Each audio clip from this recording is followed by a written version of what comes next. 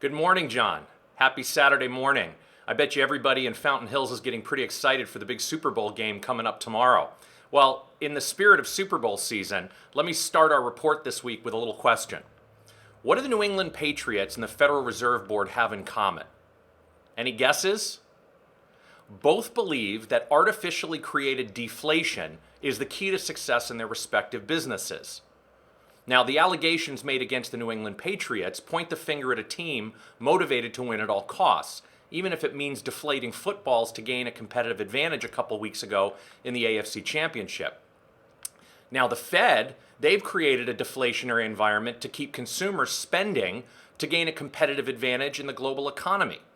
Since consumer spending represents almost 70% of our overall economy, keeping the sales flowing here in America has really been the key motivator behind the Fed's policy. But in both cases of deflation, media headlines and reactions from NFL fans and investors are very mixed. So again, as we approach Super Bowl Sunday, NFL fans are acting very much like investors in response to what we're calling Deflategate. Angry fans are calling for the disqualification of the Patriots from the playoffs altogether, while supporters are basically blowing this off, saying that the allegations are completely false because it's only a headline because it's the Patriots. Now, investors are behaving much the same way to the Fed Deflategate. One day the markets are up, the next day markets are down. There exists this bullish camp that kind of believes markets are healthy and current prices are justified and most likely to go higher. On the other side is the bearish camp that sees a very bloated market with the weight of all of our debt and the deficit waiting to bring it all crashing down. So headlines out there today are only adding to the fuel to these controversial fires.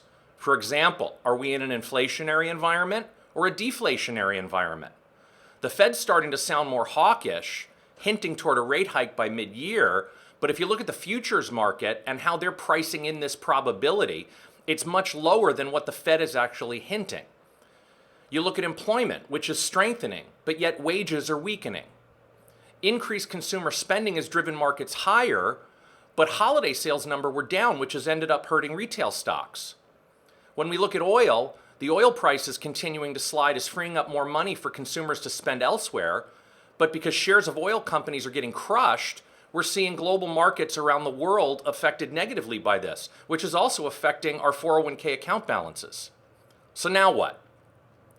Regardless of both of these Deflategate scenarios, the winners in both cases are ultimately going to be the ones who can transition quickly from offense to defense and vice versa.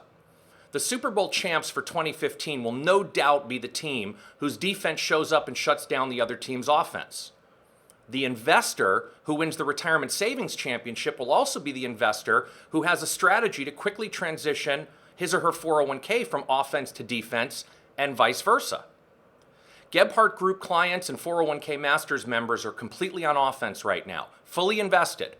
But as I talked about in last week's summary, using a baseball analogy, we're keeping a pretty close look and a close eye on what's going on because we still believe that this market's in the 7th or 8th inning of a 9-inning game. Now, I guess for Super Bowl week, I should really say we're midway through the fourth quarter.